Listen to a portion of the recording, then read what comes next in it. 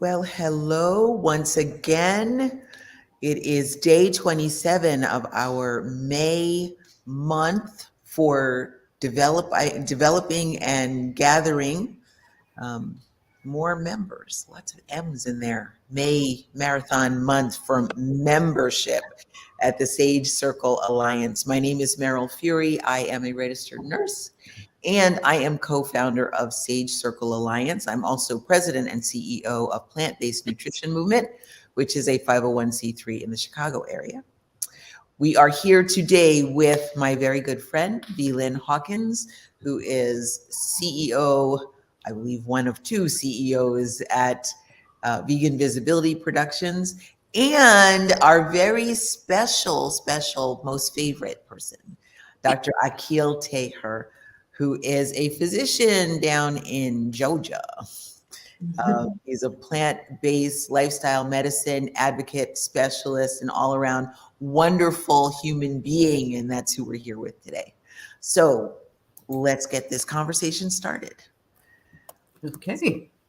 It's great to be here. Let's get this conversation started. So we'll start with questions and we'll just have an easy conversation.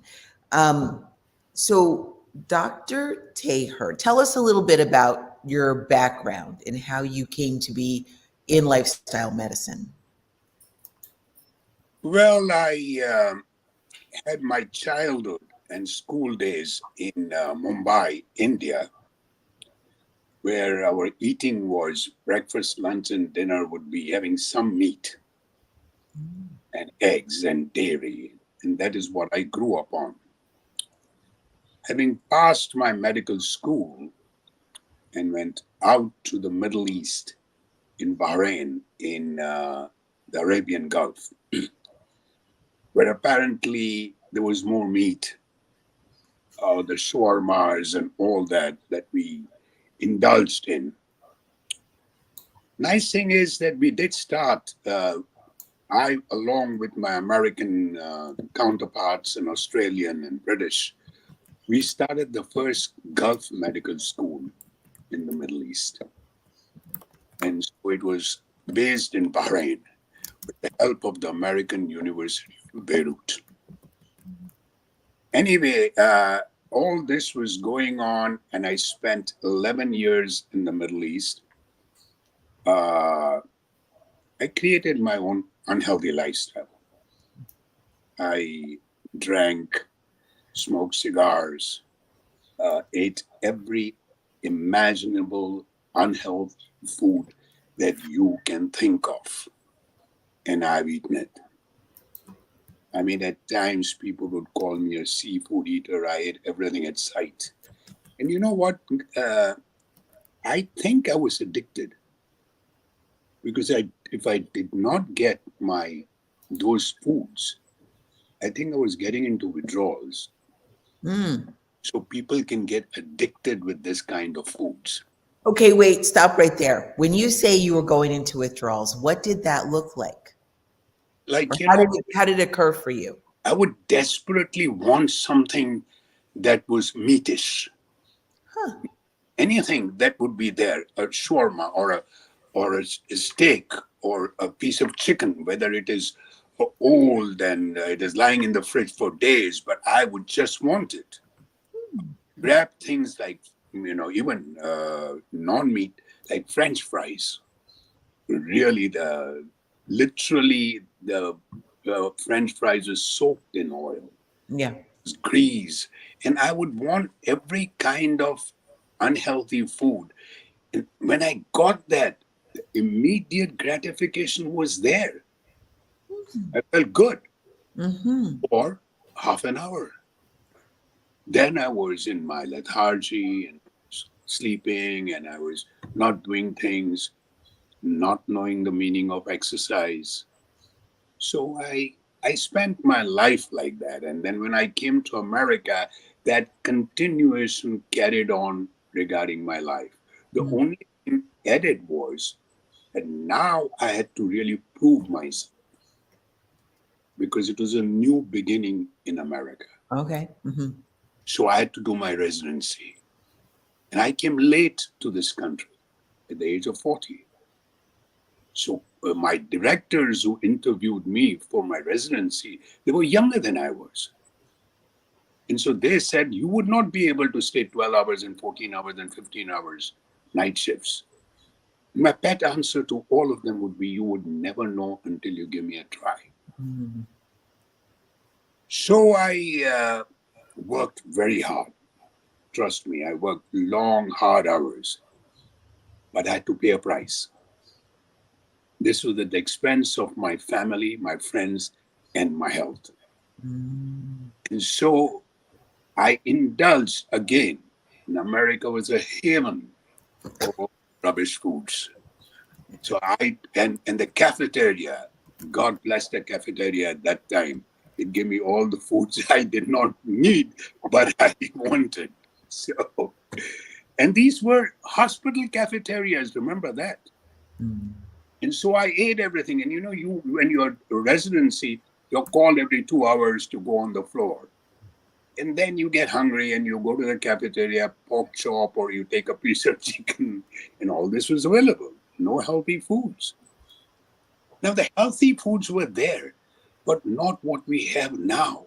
Mm. Imagine the amount of produce and the amount of dishes that you have in vegetarian, veganism, plant based. At that time, it was only Mm. boiled carrots and boiled cauliflower, which was insipid. So you went on to eating all this. So, and when I was not working hard, or when I was not eating what was in front of me, I was a couch potato. I didn't know exercise. I used to rest on the couch and use the remote to change the TV channels. And that's all that I did, except go to the restroom or go to the kitchen and get up, get some food. Mm. This continued. What can this do? I had a bad history. My my family history is very bad. I mean, my brother died at the age of 52 of stroke. My mother and sister died succumbed to heart disease at the age of 69, both.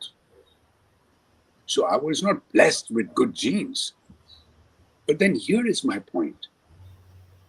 You may not be blessed with good genes, but genes are only 10 to 20% of your health outcome. And these two can be changed by the expression of your genes by a healthy lifestyle.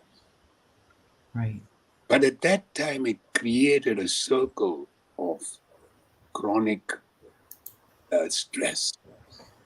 And chronic stress meaning more cortisol, more eating, more lethargy, and then you start getting all those uh, sugars high, cholesterol high. And then, people don't realize that you get into a kind of a stressful situation which you can't handle, and then your body succumbs. Mm. Mm. And Mm-hmm. the combination of the stress, the type A personality, the work which was not ending, the kind of food I ate, the kind of a couch potato I'd become. So I was not this thing surprised. Heart disease came at the age of 56. Right. Knowing that I also two other things. I have bad genes. I have LP little a, which is kind of a cholesterol, bad cholesterol, kind of, but it has got Velcro. It sticks and attaches to your coronaries prematurely, getting you heart disease prematurely. Ah. Mm-hmm. Mhm, mhm. A normal is up to 30, mine was 361. By the way, I don't mind, Paul will not mind it. Paul and I share this. Yes, he's told me about it. He has got an LP little a. And then when I was in Bahrain, they found out I had a Wolff Parkinson White syndrome. Which is It's a movie. No, I'm not. I'm joking. But it is a conduction defect. You have an accessory pathway in your heart. okay. So your heart can go into beats which are very fast, rapid beats. Mhm. With these two, I succumbed. So there was heart disease at the age of 54, 56, yeah. And at that time, I did not know. I did not know anything about plant-based foods. I did not know anything about global warming. I knew about animal rights because my wife had turned into a vegetarian due to animal rights. And so I got this stance put in. Now, here is my point that when they were putting in the stents, my plaques were so thick, and I don't think this thick plaque should be disturbed. The whole food plant based diet is the answer. When they shaved off my plaques because it was so thick that they had to use a diamond tip blade to cut it, and that is when I got a cardiac arrest. Mm-hmm. It to shock me to beat it again. Wow. Wherever I go, this thing comes around when I say that I had a cardiac arrest. Yeah. But this is not that shocking. The sad thing is that the brilliant cardiologist who actually put in those stents and saved my life that day, he died of a massive heart attack 2 years after he put the stents on his treadmill, and he was only 48 years old. Oh my goodness. You know, I have heard Dr. Kim Williams, who is a very well respected cardiologist and lifestyle medicine doctor, say a similar thing, that one of the biggest killers of cardiologists is heart disease. Now, heart disease is the biggest killer of the population in general, I think. Yeah. It certainly attacks cardiologists just like it attacks everyone else. Absolutely. Yeah. I remember his other saying that death is inevitable, but I don't want it to be my fault. That's right. That's right. That is also, Which means you have to do something to prevent it, right? Because yes, if you're not doing anything, you're going backwards. Mm-hmm. Yeah. true, Mm-hmm. true. And so, you know, what really happened is people always think that now I should have changed my life, right? I mean, having such a big kick on my hiney, I should have changed my life. I did not. I did not. I thought medical science would bring me out of it. Sure, I mean, I was like, oh, never mind. But what happened was I lost control. And I was a control freak. So when you say you lost control of how your heart was functioning, or what did you lose control of? My health. Your health. Okay. Yeah. I had no control now. There were doctors who were looking after me, putting stents and all that. So this is the time when depression really sets in. And a lot of people don't realize this, that a bout of depression like this can keep you isolated, can keep you in a realm of total fear, anxiety of what is going to happen next. And so at that point, I don't know if I've ever said this before in my talks, but my nights were horrible. I would get up with sweats, awful dreams. My days were not any better. I would sit on a chair and look aimlessly into nothingness. That was for 5 years. Wow. Were you practicing medicine at that time? Yes. You were practicing active. Practicing medicine. That was the only thing that I focused on. But the rest of it was in shambles. I bless my wife. She is the one who supported me and was a rock at that time. But she could only do that much. I was bent on destroying myself. And that was because you felt like you couldn't take responsibility for moving yourself forward because you didn't know how.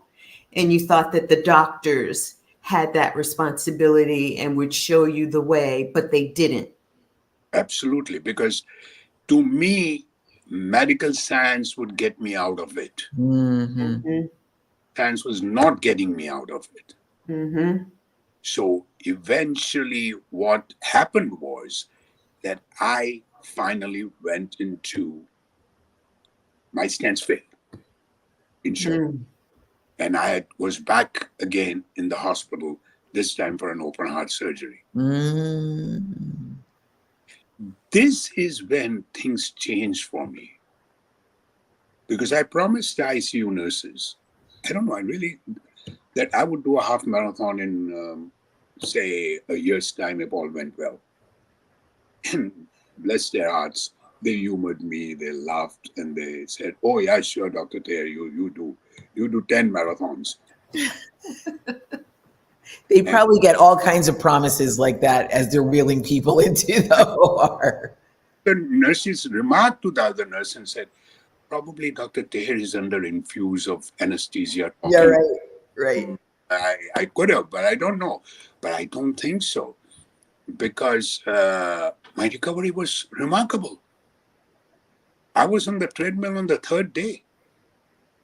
And when they tried to give me pain medication, I mean, trust me, going on a whole food plant-based diet is a trillion times better than somebody who Mm-hmm. Yeah, Mm-hmm. Mm-hmm. each believe that. cough, each breath takes your life away. Yeah, yeah. And so, are you saying that if you had known that you could just change your diet and lifestyle, you would not have had to go under the knife? Would you have chosen that? Of course, of course, Mm. of course, So, I would have chosen that at the first time when they wanted to put stents. But I was naive. I did not know. I knew everything about what to do. I knew everything about kidney transplants and this will get liver transplants and how to deal with pneumonias and give IV fluids and all that. But I did not know how to handle the situation except what the doctors at that time told me. so Mm-hmm. I have a question. We were talking to Dr. Joel Kahn yesterday, and he mentioned something about he would like to do a study actually. And the study would be when somebody gets that, has a heart attack or has a stent placed or has the open heart surgery, to go back to them right after their event and say, if someone had told you 3 years ago that you could prevent this whole thing by changing your diet, would you change? In a heartbeat. In a heartbeat. Yeah.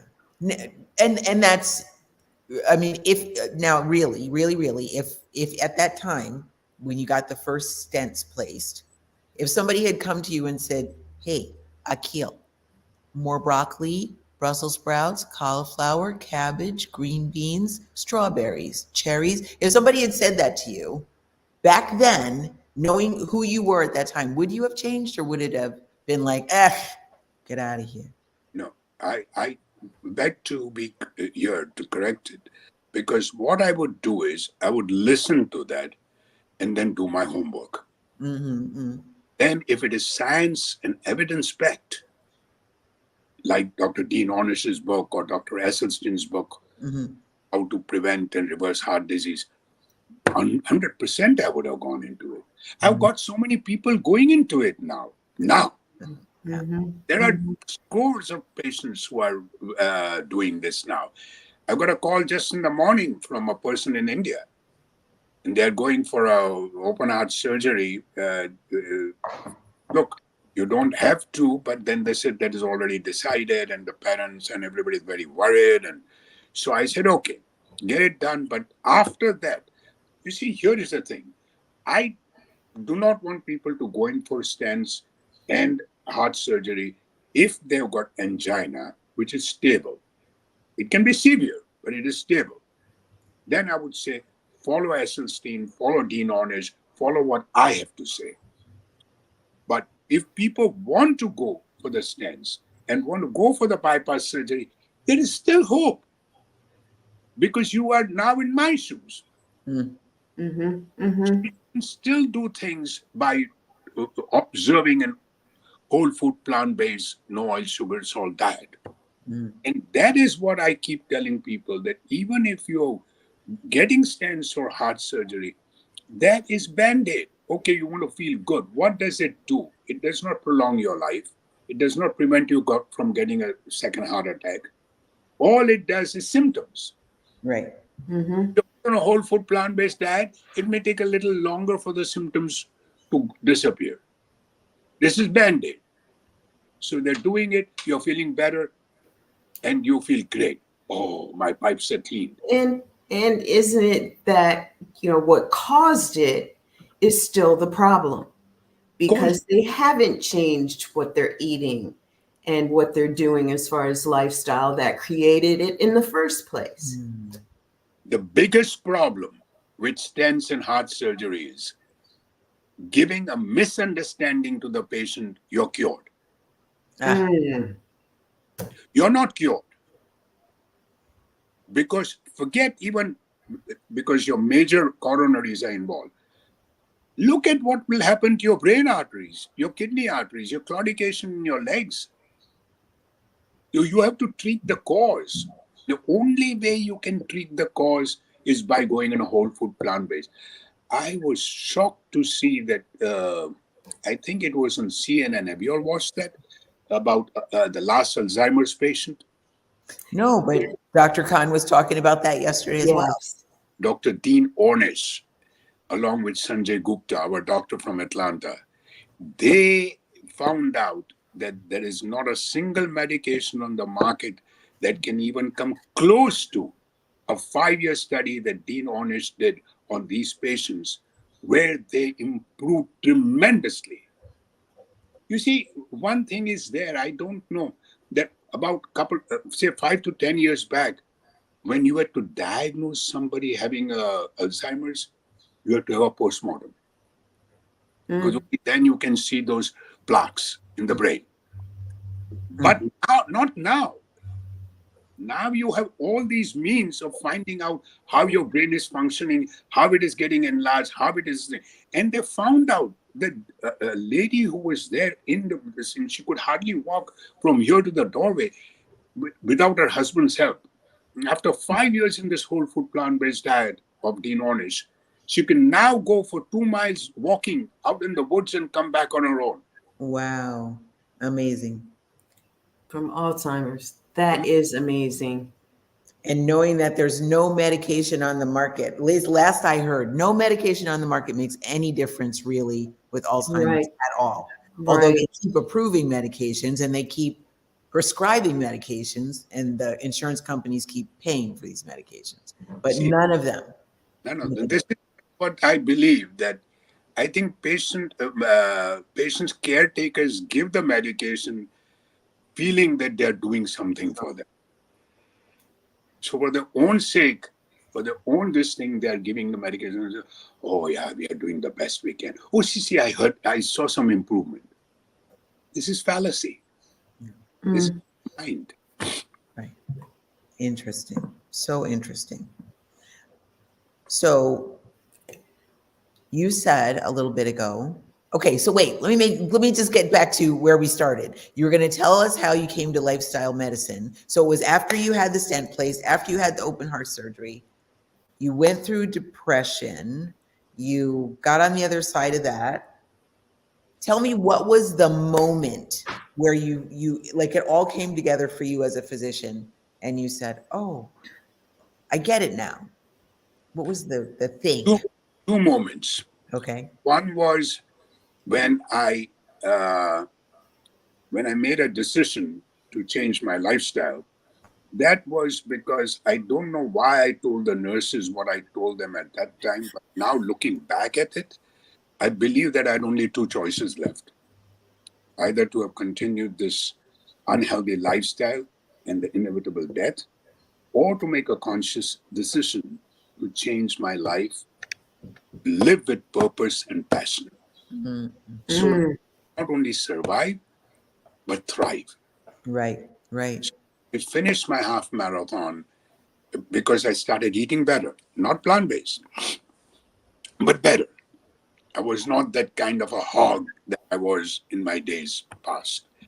I ate better. I started meditating. I started exercising. I did my half marathons, one marathon on this kind of food. And I felt good. But, folks, I would still get my problems with my belly and my tiredness. My diverticulitis would act up. Mm. And see, I had one encounter with death when my heart stopped. I had another encounter with death when my diverticulitis perforated twice. So I was put in the hospital. Again, this is a friend of mine who is a surgeon, and he tells me, Akil, if I don't take you in the surgery now, you may not survive. So, to take off my colon, to cut my colon. Whoa. Well, at that time, so this was going on, and I would still get the diverticulitis. It was much better, but I would still get. And this kind of going on a half a marathon and then sleeping for 5 days, after that. Mm. That was the time when I realized that I started doing research in trying to find out ways of how to heal the body without solely relying on medications and surgery. Mm-hmm. So I started reading T. Collins, China Study, Esselstyn, Dean Ornish, Neil Barnard. And the more I read, the more I realized there was something here. When you told me when I realized, that is the time I said, hey, wait a minute. There's something here that we are not taught in medical school. Right. Yeah. That we have not been told as doctors. But wait, let me look into it. And I looked into it deeply. And then I realized that this is when I came across the 6 pillars of lifestyle medicine. Ah. Nutrition, plant-based, was the cornerstone. Mm-hmm. And the rest were just there to support nutrition. Mm-hmm. Mm-hmm. Interesting.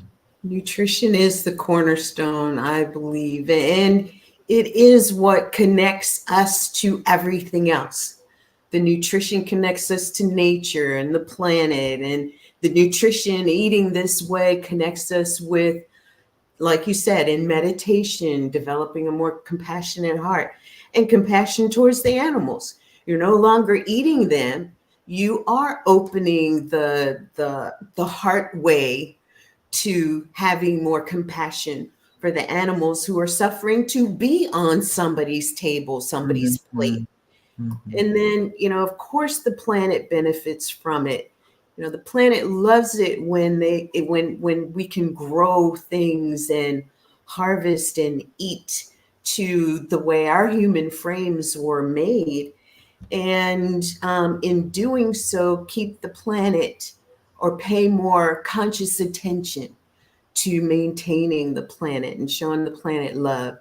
It's so interconnected. It's all woven through. And I totally agree that the nutrition is that golden thread, if you were. Right. You see, because people change and become plant-based or vegans because of 3 things. Now, the first is animal rights. And no matter how humanely you raise an animal and kill it, humanely, there is no moral justification in taking the life of that animal. Right. So, that was not in my books, because I didn't change because of that. That was what my daughter and my wife did when they saw this. I was not convinced because I had not seen. I was working. Okay, never mind. The second reason is the deforestation. Yes. Yeah. The deforestation causes all these glaciers to melt because of the carbon dioxide. And these causes the sea levels to rise in your lower lying cities to be in a hazardous situation. So that is again in the greenhouse gases and the methane that pollutes our water. Now, my point is this, and some may not agree. See, you can become a vegan for animal rights, but you can still be a junk food vegan. Absolutely. You can Still do be it, sick. you can do it for the Earth, planet Earth, but you can still be a junk food vegan. But if Mm-hmm. you eat it for health, you cannot. That's true. Because you are doing it for your health. That means you must realize that junk food vegan is as bad as eating meat. Mm-hmm. How you're doing it, and what more, if you can survive and live longer but healthier, then you got more time to save the planet and to save the animals. So do More it for time and more physical health, more mental health. Yeah, more energy. Yep. Yeah. Mm-hmm. True. absolutely, absolutely, absolutely. Right now, I'm in a stage where I feel great. But again, I'm not looking for longevity. I'm not looking at all that. I'm looking at this moment in life where I'm feeling good. Hmm. Okay, wait. I got to take a pause. You guys continue. I actually have a real fire going behind me, so I got to tend the wood here. So Okay. I'll be right back. All right. And that fire looks really great too. But so this is fascinating. I always love hearing you talking about your story, and we're really providing the audience this information because we're looking for those of us who are in the space of health, animal advocacy, of environmental advocacy, to bring together the voices of those vegan, plant based entrepreneurs and just leaders, influencers who are ready to lock arms and get the movement moving more, with more momentum. I was going to say more aggressively, but we don't move aggressively. We move, like you said, with passion and purpose.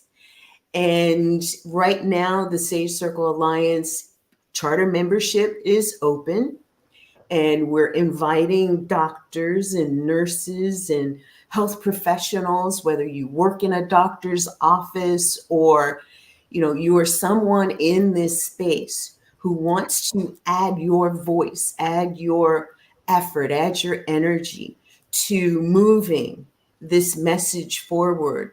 Because I think it is true that we are beyond protecting our planet. We're beyond advocating for environmental sustainability such that we're looking at the next 50 years having that happen. This is a very now conversation. This is a very now activity. And what we'd like to see is more people in this conversation who are out there.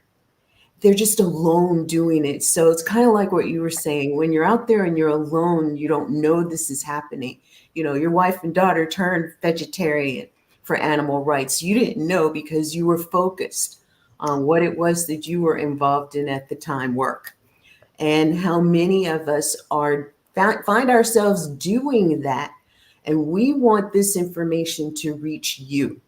If you're in this space and you want to have more conversations with your patients, with your clients about what a whole food, plant-based vegan lifestyle can do to help them improve their lives, then we want you to be a part of this. We're supporting each other and we're supporting the effort.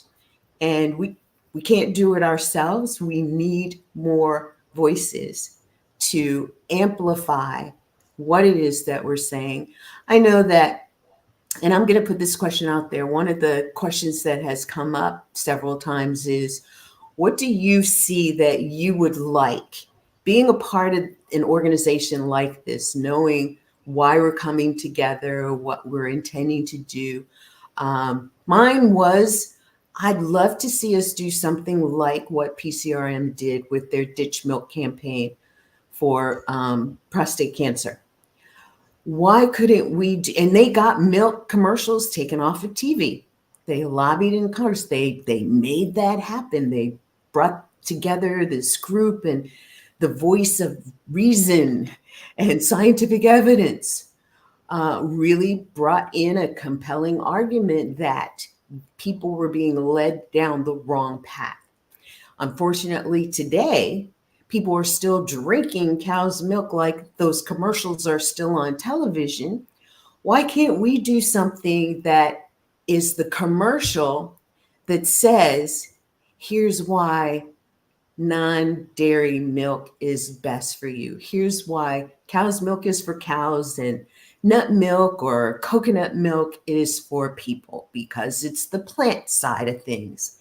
And how can we get commercials like, the diabetes commercials where people are dancing around thinking they're doing great when this medication is really mainly having their mindset believe that it's doing something for them, but they haven't addressed the root cause.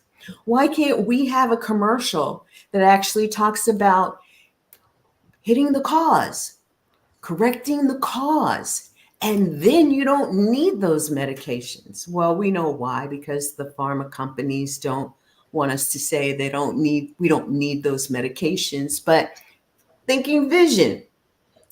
And what would you like to see effort being? And something specifically, what would you like to see? You see, every point that you made was superb. I do believe in everything that you said. My thing is that it will take time because you're fighting this big pharma. I mean, look at the way that DuPont with Teflon. I saw that movie. I don't know if it was Yeah, I saw that movie. shocking. It is shocking that it took them 10 years. Yeah. So my point is that now we are getting a plant-based ad on TV, if you all have seen it. Yeah, that plant-based burgers. Listen, Oh, The sure. Impossible. Yeah. The it's Impossible commercial. Yeah. processed. Yeah. I do agree. Not whole food, but processed. But my thing is, when you have practically a lot of people who have doctors in this country, they are on whether welfare or they are on other insurances, Medicare, Medicaid, they have some kind of insurance. A lot of people don't.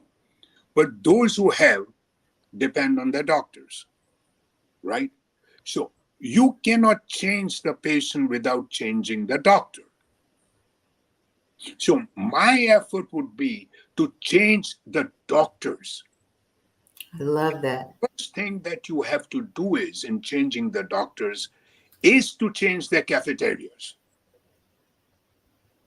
Because if we have a way of doing things as a team and go into the hospitals that we are here in Atlanta or say in Chicago or in New York, why is it? It is going to be less expensive, healthier to put plant-based items in your cafeteria.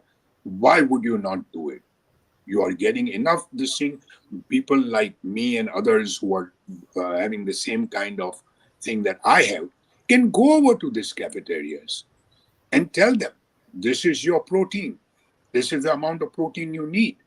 This is the amount of, say, salt or calcium you're getting in this foods. This is between schools. We should do it into hospital cafeterias. Mm-hmm. Those people who come around, all the pharmaceutical reps that have come to me when my heydays brought me the junk food. So and then why would they not take celery sticks or carrot sticks with some hummus Yeah. and go over to the doctor's lunchtime? But it's so funny. I've been studying this a lot lately. Uh, our entire culture is created and like sewn. It's interwoven. It is this fine tapestry everywhere you look of normalizing illness and normalizing the pathways to illness and what is the abnormalizing? I don't know what's the opposite of normalizing. Um, Using natural methods or food or any of the 6 pillars of lifestyle medicine to effect a cure. It's abnormal, right? So Mm-hmm. I was just talking with a friend of mine who's a dietitian right before this call. We were talking about my favorite subject, children, right? I'm sorry, I always get on that subject. At some point, it's going to come up. And we were talking about how it starts from before the child is born, which means it starts before that child's mother was born, and it starts before that child's mother was born. It goes back in time over generations, right? Then you come to where we are now, because, okay, we can't do anything about 75 years ago, but we can talk about what happens now. But by the time it's now, the mom, let's say the pregnant woman, let's say she's a 25-year-old pregnant woman, she's been well inculcated with eating fast food and junk and catering to whatever a pregnant woman wants, because you're supposed to make sure they get every craving satisfied that they have. And if they are craving McFish sandwiches with extra tartar sauce, it's okay. You're pregnant, eat it. Well, by the time that child is born, that child has I'm going to say a predilection for that flavor profile. I told you this before. At least it's come up. You know, this month of conversations has been so rich and so full, and a little bit repetitive on my part, at least, right? But the idea that what the mom eats while she's pregnant actually flavors the amniotic fluid puts that baby it puts the baby on a path, right? That it will be easier once you start feeding the child solids, for sure, that they'll already have that flavor, that okay, McFish sandwich, that's something I recognize, right? Or same thing on the flip side, if the mom ate carrots a lot, or the mom ate broccoli a lot, or sweet potatoes or whatever, the baby would have that flavor profile already carved out. So it's all through our history, our culture. It's genetic. It's the marketing. It's our government agencies. It's the policies. It's the procedures. It's what is subsidized, what's lobbied for, what's legal, what's not legal, who has the money, who doesn't have the money. It is so deep and so thick in here about food and what we have available and what's desirable and what's not desirable. We can even go to what has economic status, considered rich, and what's considered poor, what's considered high class, what's low class, it doesn't end. It doesn't stop, you know? I turn around and say that the doctors, even the OB-GYNs, they will tell the pregnant lady, oh, you're pregnant. Your body knows what to eat. Yes. Oh, no, it Eat doesn't. whatever you want, your body wants to eat it. This is the only time you'll enjoy anything. It's basically cultural, because in India, it's the same thing. But then I find out in America, it's the same thing, that eat what you want. My wife was pregnant, and then a grandmother, now you can eat. If she said, I want this, that would be brought in loads and loads. That's right. Go get it. Get That's it. right. Eat. And the cultural part, though, is, okay, so if the mom is in India, maybe she's craving what? Bitter melon or something. I don't know. What might she crave? What's a typical craving in India? For example, she may want all yogurt. Okay. And she would have, liters and liters and gallons of yogurt. Right. That has got saturated fats. That's got everything. Yeah. Now, when I was pregnant with my last child, I crave Tom Kha. What is that? That is a Thai, I believe, soup made with coconut and lime leaves. Oh, it is so luscious. It is luscious, right? Other Americans might crave pickles and ice cream, however. Yeah. Right? That's pickle in their ice cream. Yes, exactly. Together at the same time. And me, it's so funny. I remember both my pregnancies. All I wanted was turkey, lean turkey, lettuce and tomatoes, lots of lettuce, a lot of tomatoes on wheat bread sandwiches. and applesauce Mm. and apple pie. Well, let's give you a truckloads of that. Oh my gosh. Ladies who have preeclampsia, high blood pressure, diabetes, this is gestational sometimes. So, what happens after 2, 3, 4 months? The blood pressure comes back to normal, their sugars come back to normal. But these are the patients that have to be looked every year because they are the ones who are going to get diabetes, high blood pressure, heart attacks, and strokes. But we don't because they go to a doctor and say, no, your sugar is okay. Mhm. Your blood pressure is okay. Mm, That was during pregnancy. You don't have to worry about it. Right. Now, And we still don't talk to them about nutrition, really. no, mm-hmm. we don't. We don't. But I mean, both of you brought out some excellent points. Uh, uh, this is a thing. It's going to be ongoing. People like Neil Bernard or myself or Collins or the others who my age will be long gone. But the idea is this movement go on.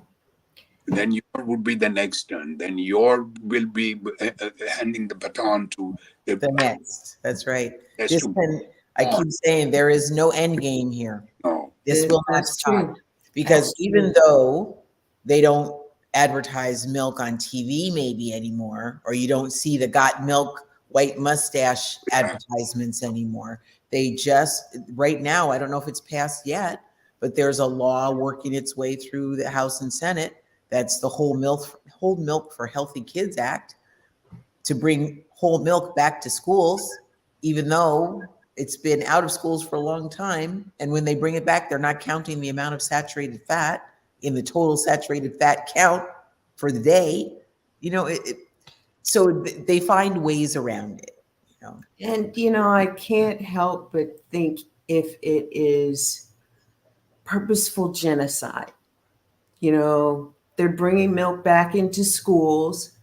What they are going to be counting is the number of children who have contracted this, that, or the other, or have basically been ignored in their diagnosis or misdiagnosed, and they end up dead. And maybe that's part of what the generation of children today are not going to outlive their parents. And this is why they've already foreseen that these things are going to come back in. And the key becomes, the flip side. So while that is happening, what if we could get more states to be like the state of Illinois and mandate plant-based options on the lunch menu for every student who wants it? mm-hmm. And the only way they're going to know they want it is if they've been educated about it, if the parents have been educated about it, if they've tried it and said, okay, yes, I feel better when I'm eating like this. I want to keep eating like this. And then they have the option. And I'm believing that they're going to elect for the plant-based option more than not, which means that they'll get healthy more than they'll get unhealthy food in them. Because they'll still want their pizza. They'll still want their, occasional hamburger. But then when they do those things and they wake up the next day and start thinking, why do I feel like this? It's going to become less and less of an event or an attraction for them. But True. we have to get this education out there. And I so appreciate people like you, Meryl, who are on the stage and speaking about this, and you, Dr. Akil, who are, really just expanding your opportunities, creating opportunities for you to carry this message forward. And that's what we want to do. Did you know that the Sage Circle Alliance has a speakers bureau? They have a page where you can put up your podcasts or your training sessions, your free training sessions. They have a place where you can, if you're an author, put your book up and people can find your book. You can actually put events that you're having on the Sage Circle Alliance's calendar of upcoming events. Now, who in our work, wanting to get the message out there, wouldn't want a portal like this to help to support you? And that's what we're offering, and that's what we're really doing in the month of May with the membership drive. So if Right. And you, remind people there's a 10% discount between now and yeah, yeah, for charter members. It might see something like Charter 10 or something like that. If you Charterton, go on the sagecirclealliance.org, which is running across the bottom of the screen right now, and you go to one of these several buttons on the homepage that say something like be a member, join us, join now. They say different things like that. Click on the button, look for the level of membership that fits you really nice, like, a good cotton shirt, and choose. There's volunteer level, there's small business level, there's individual entrepreneur level, there's all the way up to enterprise level. there's lifestyle medicine level. That's right, lifestyle medicine professional level. Mhm. Each of them have a set of benefits and perks that go along with them. You choose the one that's right for you, and Bob's your uncle. You're in. You can do what take advantage of what's there, and meet other people of like mind and like mission, like passion, who we really want to, as Dr. Taher keeps saying, it's for the next generation to handle after we're gone, right? But in the meantime, we want to be working and moving this mission forward consistently every day, all the time, so that the next group that comes in just keeps moving it further and further. And the big goal is at some point, our kids won't have to deal with diabetes when they're 16 or 12, and they won't be struggling with obesity and whether or not they should take Ozempic when they're 6. Right. We're literally doing a trial on 6-year-olds right now for that medication. Oh my So goodness. this should not be. This is not normal. Really Right. not normal. But it's Right. up to us. It's up to people like us to make that difference. So sagecirclealliance.org, go there, find your membership level that you love, sign up for that one. I want everybody to go on there and start advocating, joining this thing, the conversation that is taking place. Just don't be a member for the sake of being a member. Mm. And then say, okay, I've done my Great. good. No, you have to participate, at least not all the time. People are busy, but get involved. Like you asked me just yesterday, right? Mm. That look, tomorrow can you this thing, can we postpone our talk to 2 o'clock, but this I want at 1 o'clock. I said okay, because you told me what we were going to discuss. Mm. Now if you had said okay, we're going to discuss the global improvement of say car or things like that, I would have said no. But anything for health, anything for warming, global warming, animal rights, these three are so interconnected. They sure are. Well, They are. on that note, we are at the top of the hour. We are. Already. Wow. Yes, already. I'm So blown. perhaps we should wrap it up for today. Yes. I'm going to do this thing for me for my talk, that 1 to 2 minutes video. Yes, I will And do it today while I'm looking so glamorous. I ask you to be factual. I don't care if it is good, bad, or ugly. Well, there's no bad or ugly associated with Akil Taher that I know of. So, Know for a fact that Meryl, even if you were to talk bad and put it into good, and you're a silver-tongued devil there, Akil. this is Oh, This is what I told the public at this Hilton Head, because they asked me that the group is, they are people that you cannot, it's like preaching to the choir. Yes. And there are people on the fence. And not, so that is where I was getting it. And the third group was people wanted to see, what is this all about? What are they talking about? So these are the two groups that I was concentrating on when I was giving my talk. The other people, they don't need to talk. They need to be just pushed. Right. Right. But I think we'll continue doing this. And I wish you guys all the very best in your future endeavors. Wow. And Well, likewise, and we're thank so you. glad you're along with us. That makes a Yes, difference. most definitely. And we look forward to you being a part of it as well, to not only enjoying the benefits, but really seeing yourself in this movement and participating at a level that's going to get you seen and heard, and the people that are supposed to be working with you will be able to find you. You know, as someone who really focuses on visibility and visibility to make a bigger impact, you have to be seen. And what we want to do is help those who are ready to be seen get there.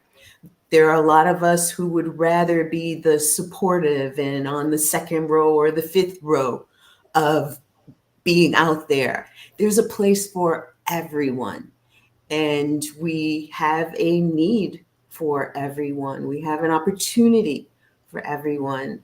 And we're extending that opportunity to you. Become a charter member today. I love what you said, Dr. Kill. Become a member, and don't be a member just to be a member. Be a member with the purpose of contributing Right. to help make things happen. Totally. Absolutely. Absolutely. Hit the nail on the head. Okay. All right. Well, on that note, then, Meryl, I guess we're going to say goodbye. Okay. Thanks for joining us. Thanks for this great conversation. I loved it. I always love hearing Dr. Akil's Yes. story. Yes. I mean, and that was just a piece of it. Follow him at Akil Taher, MD. Follow him. That's Google him. That's right. Great. He's Great, got great. a monthly talk coming up pretty soon. And, Yeah. you know, that's fascinating too. And stop the recording, but I just want to do one little bit. See, we are talking about flux, acid reflux. Yes. Now, just imagine all these years I've been treating with H2 blockers and PPIs and whatnot. But nobody has ever thought that acid in your stomach is required for processing foods, absorbing vitamins and all that. What It's not there by accident. But it does not go into the esophagus, but you are also stopping acid in the stomach. Right. We're stopping what we need to happen, and we're creating just other problems. I will be talking on this Friday. Hopefully I get my computer. Meryl does not know about computer history. No, she doesn't. Not yet. But we'll talk about that as we kind of from the car, Meryl. And when I went over to Apple to show them and because it was covered by Apple. So when I took out my computer, there was a lady sitting across, and she said, "Ah." And then I said, "Don't do that, lady. You're going to give me a heart attack." She says, "I've never seen something like this in my life before. It was completely like an iron thing." Mangled. Oh, my goodness. You know, that's one thing that a whole food, plant-based diet and lifestyle cannot fix. But there is so much that it can fix. No, but it can fix how you handle it. There you go. There you go. There you go. All right. Well, thanks, everybody. Take care. Go ahead. Bye. Thank you. I'm ending the stream now. Okay. All right. See you tomorrow, everybody. Mwah.